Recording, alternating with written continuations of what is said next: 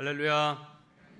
우리 할렐루야 찬양대의 찬양과 신뢰악단의 연주 하나님께서 기쁘게 받으신 줄로 믿습니다. 본격적인 휴가철이 되었습니다.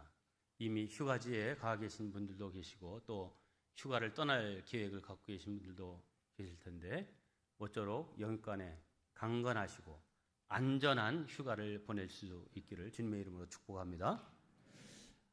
연일 이 폭염으로 잠들기 어려운 밤을 보내셨을 텐데 예배의 자리로 나오신 우리 모든 성도님들 또 구별하여 영상으로 예배드리시는 우리 성도들에게 하나님의 은혜와 평강이 함께 하시기를 바랍니다.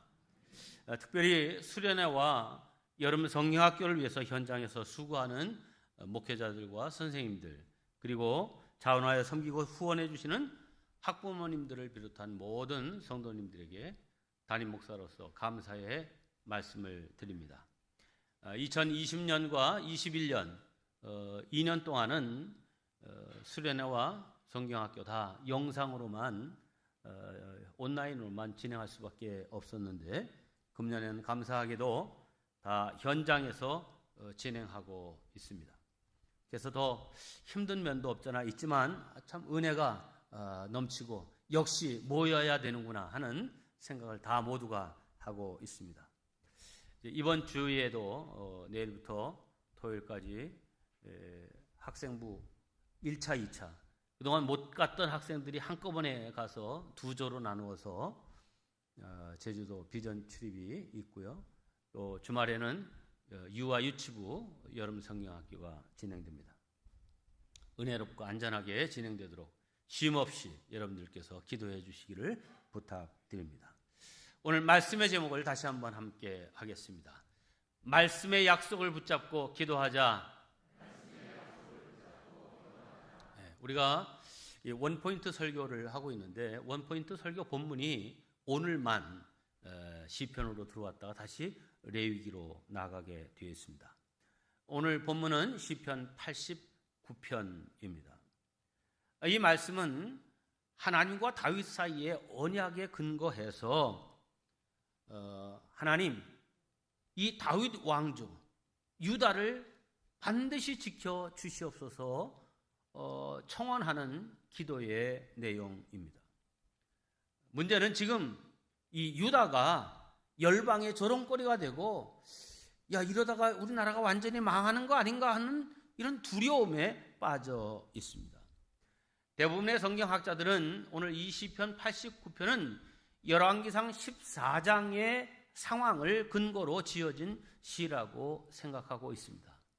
이 열왕기상 14장은 솔로몬의 아들 르호보암이 이제 왕위를 이어받으면서 분란이 일어나서 결국 북왕국과 남왕국으로 나누어지게 되고 이 솔로몬의 아들 르호보암은 남왕국 두 지파를 중심으로 유다를 이루게 되죠. 그렇지만 예루살렘이 이 유다 쪽에 속하게 되었습니다. 자, 그런데 이 르호보암이 재위 5년째 되던 해, 말하자면 초창기죠. 이 애굽의 시삭 왕이 군대를 이끌고 와서 예루살렘 성을 유린하고 또 거기에 있던 보물 창고에서 모든 보화들을 그야말로 탈탈 털어가는 이런 일이 벌어지게 됩니다. 자, 이런 상황을 보면서 오늘 이 시인은 언약에 신실하신 하나님, 다윗과 맺은 그 언약 변치 않고 하나님이 지켜주시고 이루어 주실 줄 믿습니다 라고 하는 이 고백과 함께 하나님, 그 언약에 신실하신 하나님이면 우리를 좀 돌봐주셔야 되는 거 아닙니까? 라고 하는 탄식의 청원을 지금 하고 있습니다. 네, 하나님은 진정 언약에 신실하신 하나님이십니다. 오늘 시편 89편에서도 하나님께서 다윗과 맺은 언약에 대해서 거듭 상기시키고 있습니다. 오늘 본문 시작은 이렇게 시작됩니다. 주께서 이르시되 나는 내가 택한 자와 언약을 맺으며 내 종 다윗에게 맹세하기를 내가 내 자손을 영원히 견고히 하며 내 왕위를 대대에 세우리라 하셨나이다. 네. 이렇게 하나님께서 다윗과 맺은 언약은 오늘 성경에서 아주 구체적으로 계속 언급되고 있는데, 오늘 우리는 본문의 그 마지막 부분만 읽었지만 그 중간 부분들에 보면 하나님의 약속, 그 신실함, 이 내용들을 계속해서 이 시인이 말하고 있습니다. 좀 길지만 이걸 세 부분으로 나누어서 이제 다 읽을 수 없어서 제가 중요한 부분들, 여기 이 말씀이 보여주고자 하는 내용만을 이제 색깔로 입혔습니다. 이 내용들을 읽겠는데, 먼저는 하나님께서 직접 다윗을 택하셨고 그에게 기름을 부어 왕으로 삼으셨은즉 원수와 대적이 다윗을 해하지 못하도록 지켜주겠다는 하나님의 약속입니다. 20절로 24절입니다. 내가 내 종 다윗을 찾아내어 나의 거룩한 기름을 그에게 부었도다. 내 손이 그와 함께하여 그의 뿔이 높아지리로다.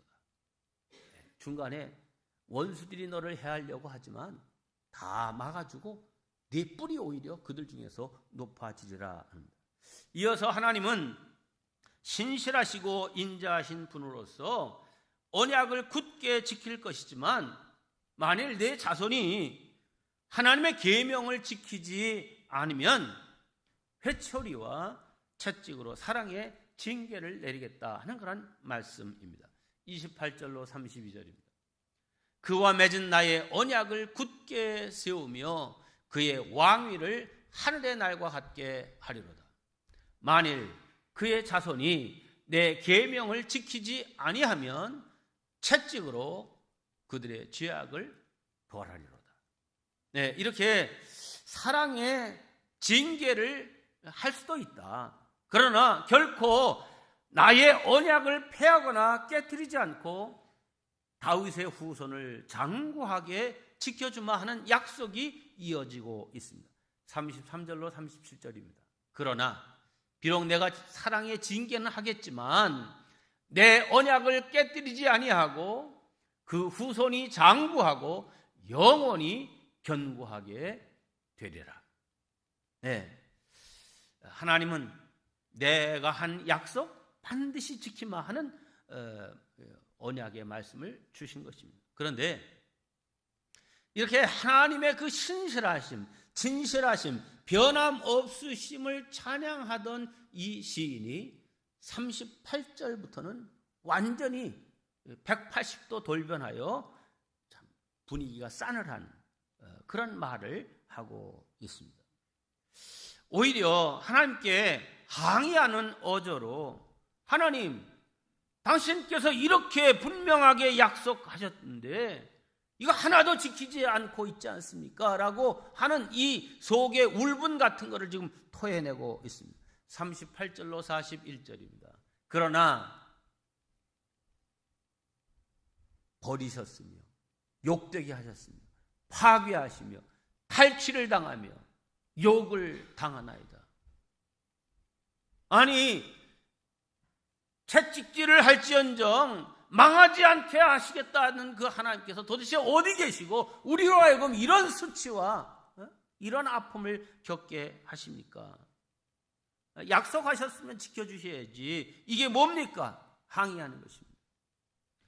물론 하나님께서 다윗과 언약하실 때에 다윗의 후손이라도 하나님의 말씀을 버리면 징계할 것이라고 오늘 본문에서도 말씀했습니다. 30절과 32절이죠.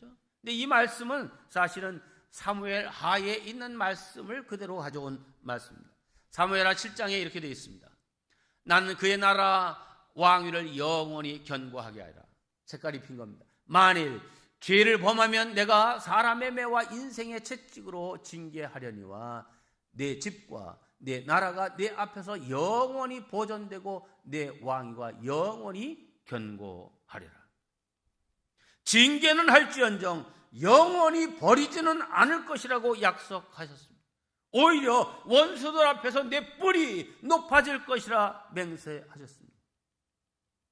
그런데 지금 시편 기자는 그런데 지금 우리가 당하고 있는 이 상황이 도대체 뭡니까? 웬일입니까? 한 거죠. 그래서 이 시편 기자는 하나님께 아주 당돌한 기도를 드리고 있습니다. 연거푸 하나님께 이런 질문을 쏟아냅니다. 46절로 49절입니다. 여호와여, 언제까지니까? 스스로 영원히 숨기시리까? 주의 노가 언제까지 불붙듯 하시겠나이까? 주여, 주의 성실하심으로 다윗에게 맹세하신 그 전에 인자하심이, 전에 약속하신 말씀과 신실하심이 도대체 어디 있나이까? 라고 질문하고 있습니다. 자, 이런 기도는 사실 그냥 읽기에도 좀 가슴이 떨립니다. 불경스럽게 이런 식의 기도를 하나님께 드려도 되나 하는 생각이 들 정도입니다.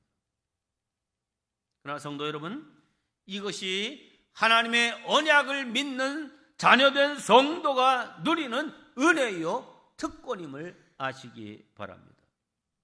사실 하나님께서 이런 언약을 우리에게 주신 것은 우리들에게 그 언약을 붙들고 기도하라고 하신 것입니다. 다니엘서 9장을 보면 이스라엘 백성들이 포로되어 이방 민족에게 끌려간 지 60년의 세월이 흘렀습니다. 우리가 아는 대로 다니엘은 소년 시절에 바벨론으로 포로되어 갔습니다. 그곳에서도 참 신실하게 믿음을 지키며 기도하기를 쉬지 않는 다니엘이었습니다. 이제나 저제나 하나님께서 우리를 언제 회복시킬 것인가 기다리고 있는데 60년의 세월이 흘렀습니다. 다니엘의 나이가 80에 접어들었습니다. 그런데 아무 조짐이 보이지 않는 겁니다. 곡으로 돌아갈 희망을 접어야 되나? 더 이상 기도하는 것은 무의미한가? 라고 하는 이런 생각이 들 때입니다. 다니엘이 높은 직위에 있었기 때문에 왕의 서고에 들어갈 수 있었습니다. 왕의 서고에 들어가서 과거 이 바벨론이 유다를 침탈할 때에 그 성전의 기물들과 함께 가져온 물건들이 거기 있는데 보니까 거기에 두루마리 성경이 있는데 펼쳐보니 선지자 에레미야에게 주신 하나님의 말씀이었습니다. 그래서 이 다니엘이 이 에레미야서를 읽기 시작하는데 놀라운 것을 발견하고 깜짝 놀랍니다. 그 말씀이 다니엘서 9장 1절로 2절에 이렇게 기록하고 있습니다.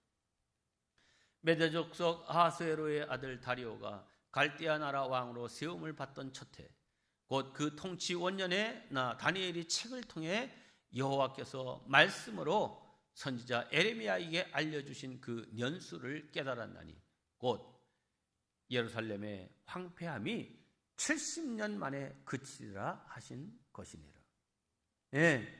하나님께서 이 예레미야 선지자에게 예루살렘의 황폐함이 70년이 지나면 그치고 너희들 다시 예루살렘으로 돌아오게 할 것이다 라고 하는 이 약속의 말씀을 예레미야 25장과 특별히 29장 10절에 아주 명확하게 70년이 지나면 너희들의 그 곤고한 때가 지나고 너희들 다시 예루살렘으로 돌아오게 하리라 하는 약속의 말씀이 쓰여져 있는 것을 발견한 것입니다.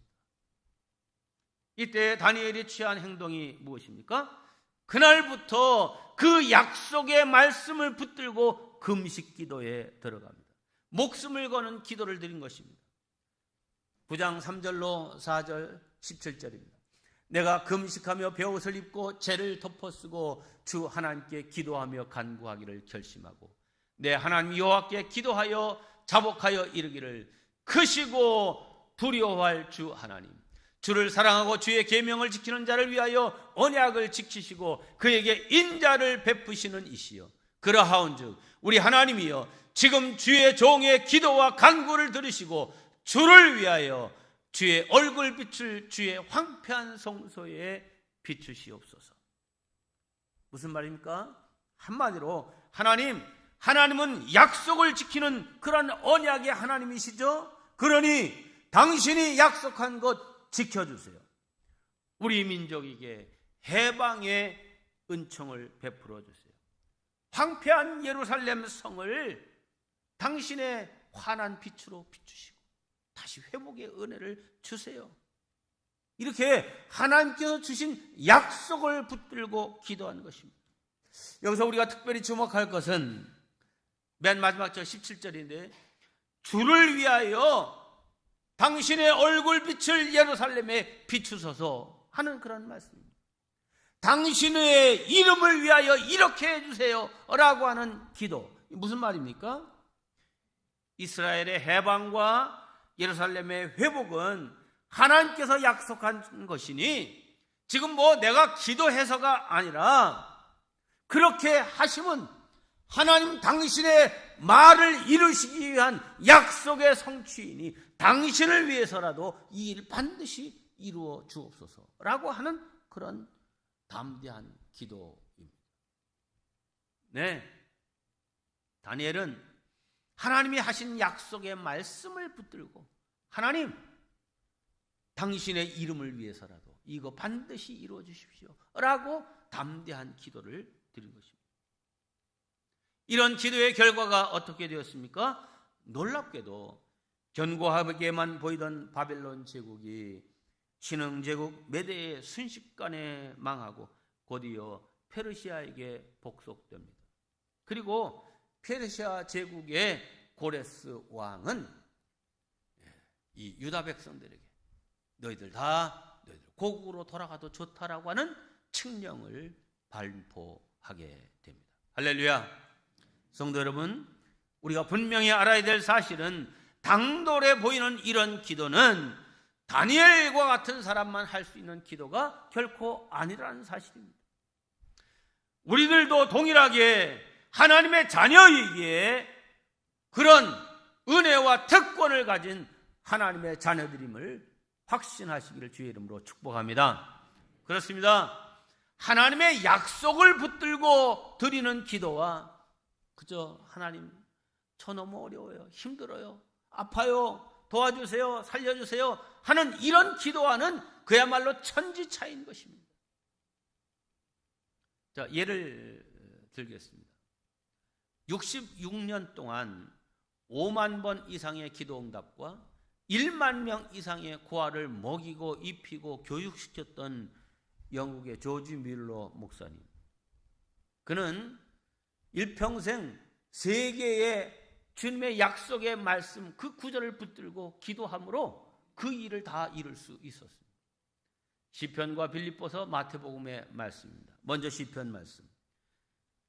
그의 거룩한 처소에 계신 하나님은 고아의 아버지시며 과부의 재판장이시라. 하나님은 고아의 아버지시다.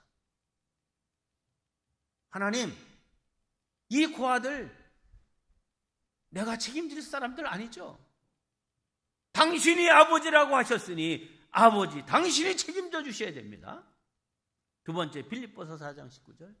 나의 하나님이 그리스도 예수 안에서 영광 가운데 그 풍성한 대로 너희 모든 쓸 것을 채우시리라. 네, 아버지이신 당신이 이 모든 쓸 것을 채워주셔야 됩니다. 마태복음 17장 20절. 만일 너에게 믿음이 겨자씨 한 알만한 큼만 있어도 이 산을 명하여 여기서 저리로 옮겨지라 하면 옮겨질 것이요 또 너희가 못할 것이 없으리라. 주님, 저는 못해요. 그러나 아버지, 고아의 아버지이신 하나님은 하실 수 있는 줄을 믿습니다. 우리의 필요한 모든 것, 쓸 것 공급해 주실 줄 믿습니다. 꼭 이런 때였던 모양이에요. 막 폭우가 쏟아지고 여름 장마가 긴 그런 때에 도저히 이제는 어디서 양식을 구해다가 이 아이들을, 고아 아이들을 먹일 수 있는 그런 길이 다 끊어진 그런 상황이에요. 어디 그동안 잘 도왔던 그런 곳도 다 휴가 떠났다 그러고 하여튼 도울 만한 사람이 없는 거예요. 근데 아이들은 굶주리고 있는 거예요. 어떻게 됩니까? 뮬러는 다시 골방에 들어가 기도합니다. 하나님이 아니라 고아의 아버지시죠? 난 못해요. 모든 것을 너희가 할 수 있다 말씀하셨는데 난 못해요. 고아의 아버지신 하나님께서 우리 아이들 지금 다 굶고 있어요. 먹을 것을 보내주세요. 그런데 고아원 마당에서 트럭들이 빵빵 빵빵 하면서 막 이거 하는 거예요. 기도를 중단하고 이제 나가 보니까 빵 공장 트럭들이 몇 대가, 3대가 들어와 있는 거예요. 웬일이냐 했더니 이 빵이 어느 지역으로 이제 가는 빵인데 그쪽으로 넘어가는 다리가 이 폭우에 끊겨져서 글로 갈 수가 없어서 이거 어떻게 해야 되냐고 연락했더니 거기 조지 뮬러가 운영하는 고아원에 갔다가 내려놓으라고 해서 왔습니다. 할렐루야. 네. 하나님의 약속을 붙들고 기도하니까 하나님이 이거 참 답답한 노릇이네. 이거 내 이름이 정말 부끄럽지 않게 하기 위해서라도 내가 응답해야 되겠다. 들어주시는 거예요. 또한 아프리카를 위해서 평생을 헌신한 선교사 리빙스턴, 주님께서 주신 2가지 약속의 말씀을 붙들고 기도했습니다. 요한복음 14장 18절, 내가 너희를 고아와 같이 버려두지 아니하고 너희에게로 오리라. 마태복음 28장 20절, 내가 세상 끝날까지 너희와 항상 함께 있으리라. 제가 7, 8년 됐나요? 아프리카 선교사 대회 때에 리빙스턴 선교사가 사역했던, 그리고 마지막 그 기도하다가 그 기도한 모습대로 그냥 숨진 그 기도의 자리를 방문할 수 있는 기회가 있었습니다. 잠비아에 있는 곳입니다. 거기 가서 이렇게 그 리빙스턴 선교사가 기도하다가 잠든, 그야말로 하나님 나라에 간 그곳을 바라보면서 야, 그렇구나.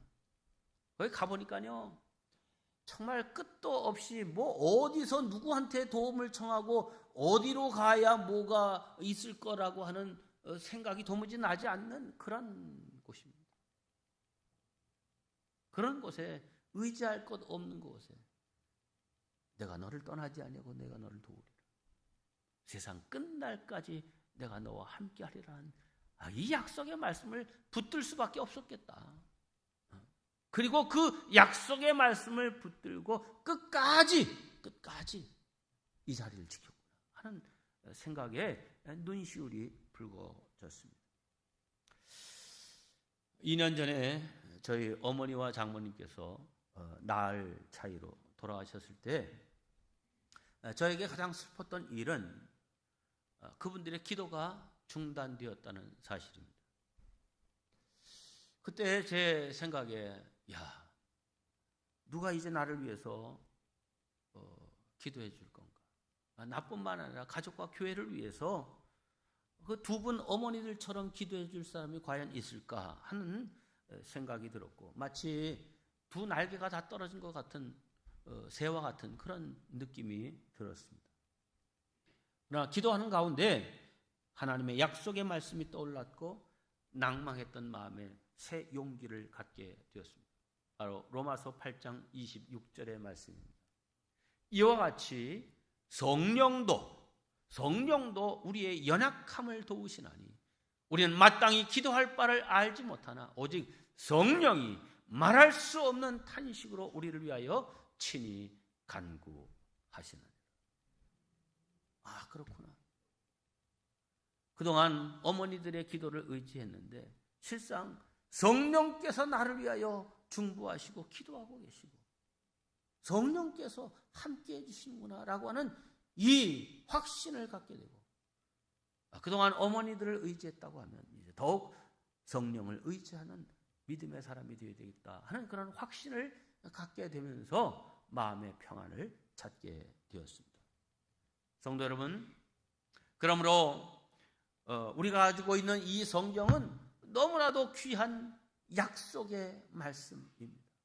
그냥 약속의 말씀이 아니라 그냥 말로 약속하실 수 있잖아요. 근데 그 말로만 한 것이 아니라 그 말을 확실하게 글로 써서 우리에게 주신 것이 성경입니다.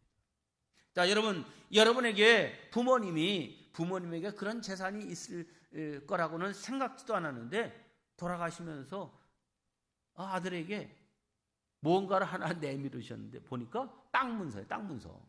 네? 이게 뭐예요? 땅 문서다. 자, 이런 증서를 받았다고 합시다. 그러면은 어떻게 하시겠어요? 아유, 뭐 이런 게 다 있어. 아유, 그냥 벌써 다 낡아가지고서 이거 뭐 아무것도 아니네 하고 그냥 버리실랍니까? 땅 문서? 하고 아마 거기에 쓰여 있는 집원에 찾아가 볼 거예요. 갔는데 보니까 빈 땅이 아니라 누군가 집을 짓고 거기 사는 거예요? 그럼 어떻게 해야 돼요? 아이, 다 틀렸네 하고 그냥 돌아설 겁니까? 아니면 땅 문서를 들이대고 이거 우리 아버지 땅이고 이거 제가 법적으로 상속받은 내 땅입니다. 그러니 나한테 돌려주십시오. 찾겠죠? 찾을 사람만 손 들어봐. 네, 손 든 사람만 그런 복을 받게 되기를 바랍니다. 네. 여러분, 이 문서로 된 증서, 이게 엄청난 위력이 있는 겁니다. 네? 그런데 이 성경의 말씀이 바로 우리에게 당신의 약속을 증서로 써주신 말씀입니다. 그러므로 이 약속의 말씀을 붙들고 하는 기도는 주님 안에서 얼마든지 이해가 된다고 성경은 말합니다. 고린도후서 1장 20절입니다. 하나님의 약속은 얼마든지 그리스도 안에서 이해가 되니 그런즉 그로 말미암아 우리가 아멘하여 하나님께 영광을 돌리게 됩니다. 하나님이 예수 그리스도 안에서 여러 가지 약속을 우리에게 주셨어요. 거기에 대해서 우리가 아멘 하고 받아들이면 이 하나님이 너는 내 약속을 철저하게 믿는 정말 내 자녀구나. 나를 신뢰하는구나. 나를 믿는구나. 나를 그런 능력이 있는 자로 여기는구나. 이렇게 아시고 기뻐하신다 이 말이에요. 할렐루야. 하나님을 여러분의 심령의 아버지로 모시고 성경에 있는 이 약속을 나의 것으로 믿고 이 말씀대로 기도하는 우리 모두가 되기를 바랍니다. 성도 여러분, 사도 바울 당시를 한번 생각해 보세요. 예수님이 다메섹에서 그를 변화시키고 내가 너를 이방인의 사도로 세우겠다 약속해 주셨습니다. 하지만 이 말씀은 당시에는 도무지 불가능할 것 같고 현실성이라고는 조금도 찾아볼 수 없는 말씀이었습니다. 왜요? 절대 강국 로마가 지배하고 있는 시대죠. 또 자기의 동족 유대교 신자들도 바울을 핍박하죠.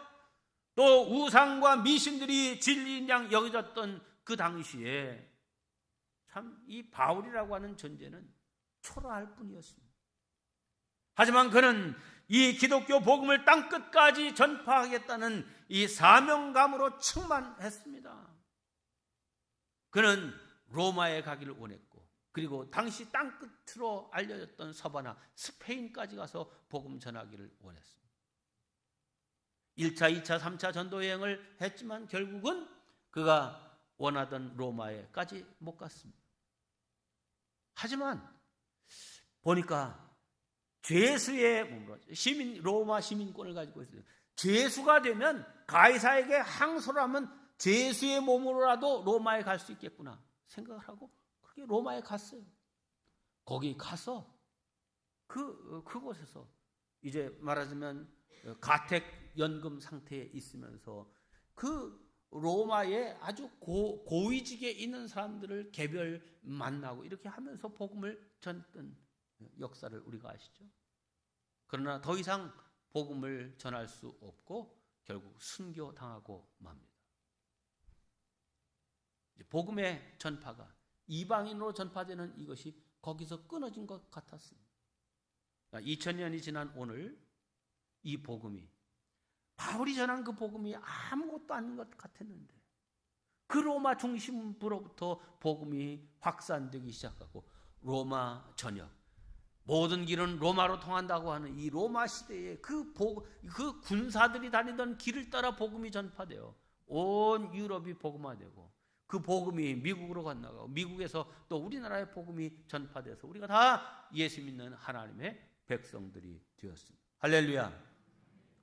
로마까지 가기를 원했던 바울의 그 열정이 오늘 온 세계에 전파되었고, 우리 교회에서 4명의 선교사를 파송했는데 우리 원순현 선교사, 라오스, 한때 타임지에서 죽기 전에 꼭 가봐야 될 곳이라고 이렇게 얘기했던 루앙프라방이 있습니다.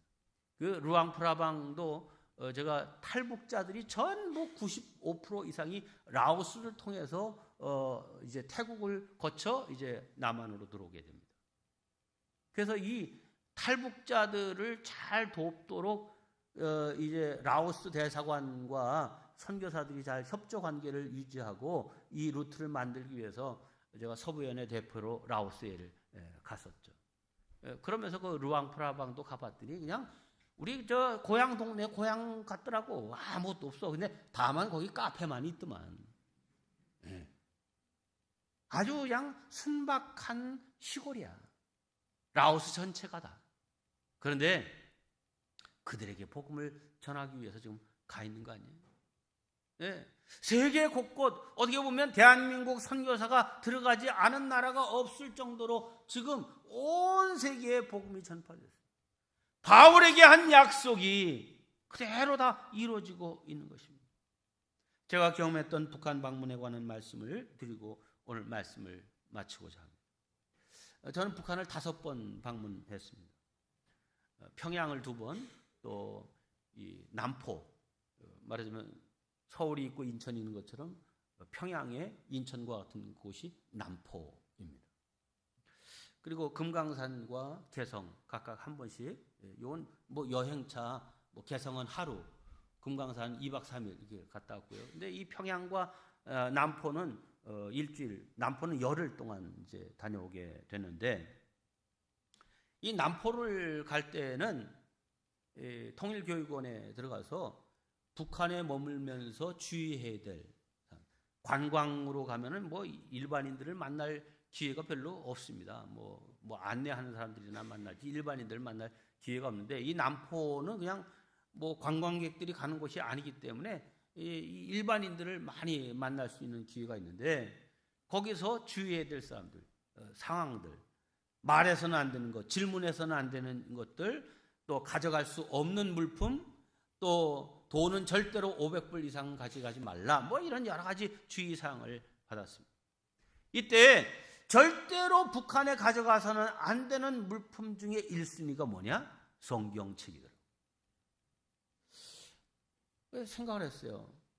아니, 기독교를 핍박하는 북한에 이 성경책을 북한으로 들어오는 것을 왜 이렇게 두려워할까?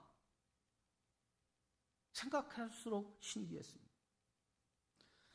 하나님을 부인하는 그들이 성경책을 가져오지 못하게 하는 이유는 이 성경책의 말씀의 능력과 위력이 있음을 그들은 알고 있는 겁니다. 이 말씀을 사람들이 읽으면 이 속에서 사람들이 변화되고 생각이 변화되고 나라가 바뀌고 뭐 이런 것들을 다 아는 거죠. 그래서 이 성경책이 북한 땅에 들어오지 못하도록 절대적으로 막고 있는 거예요. 이 말씀의 능력을 믿는 거예요. 네, 하나님의 말씀은 그런 능력이 있습니다.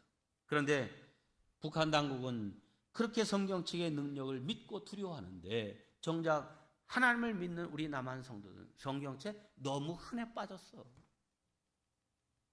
네? 이 하나님의 말씀을 그저 대수롭지 않게 여기고 심지어 그냥 무시하는 기가 막힌 일이 벌어지고 있는 것입니다. 이 하나님의 약속의 말씀, 언약의 말씀, 성경을 귀히 여기시고 그 말씀을 여러분의 것으로 삼으시기를 바랍니다. 낙심하고 좌절될 일이 있을 때, 살기가 힘들고 어려울 때 이 말씀을 보다 보니까 내 사정과 똑같은 말씀 반드시 있어요. 그럼 그 말씀 붙들고, 하나님 이렇게 약속하셨군요. 이 말씀 나에게 주신 말씀으로 봤습니다. 주님 이렇게 이루어지게 해주세요. 말씀을 붙들고 하는 기도는 힘이 있는 것입니다. 능력이 있습니다. 야, 너 이번에 점수 영어 100점 맞으면 자전거 사준다. 아빠가 얘기했으면 100점 맞았으면 그 아빠가 한 약속 때문에라도 돈이 없어서 꼬서라도 자전거 사줘야 됩니다. 그래야 아빠의 위신이 서는 거죠. 하나님이 약속하셨죠? 난 믿습니다. 말씀 붙들고 기도하면 우리는 기도 응답의 주인공이 될 수 있습니다. 이제 결론의 말씀으로 성경 한 구절 여러분에게 드립니다. 마태복음 24장 35절 말씀. 천지는 없어질지언정 내 말은 없어지지 아니하리라. 함께 봉독합니다. 시작. 천지는 없어질지언정 내 말은 없어지지 아니하리라. 아멘. 오늘 말씀을 기억하면서 함께 기도하시겠습니다.